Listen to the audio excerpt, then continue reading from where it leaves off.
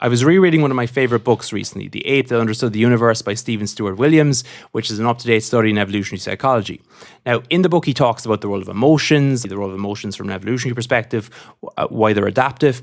And he talked about disgust. Now, disgust obviously had a very important role in evolutionary history for keeping humans alive. It was part of the behavioral immune system. So if something smells bad or something's rotten, you're going to move away from it. You're not going to ingest it. And obviously this prevented people from ingesting pathogens, which would kill us. Now, disgust can also be applied to other contexts. So you can have sexual disgust towards a romantic partner, and this might indicate genetic incompatibility and obviously make you break up with someone.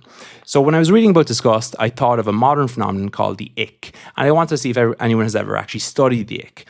And it turned out last year, for the first time ever, a paper actually studied the ick. It recruited 125 male and female participants.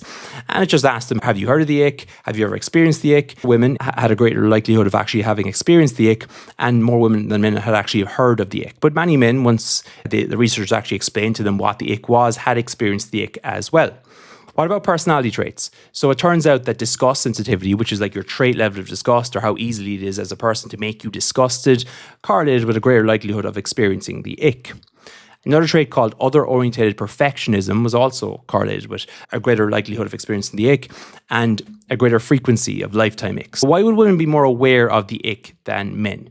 So there's a theory called parental investment theory, which suggests that women obviously have to be more cautious in romantic relationships because they have to bear a greater burden. They have to actually carry the child. So for that reason, they need to be more cautious than men do. So men maybe are less selective from an evolutionary perspective.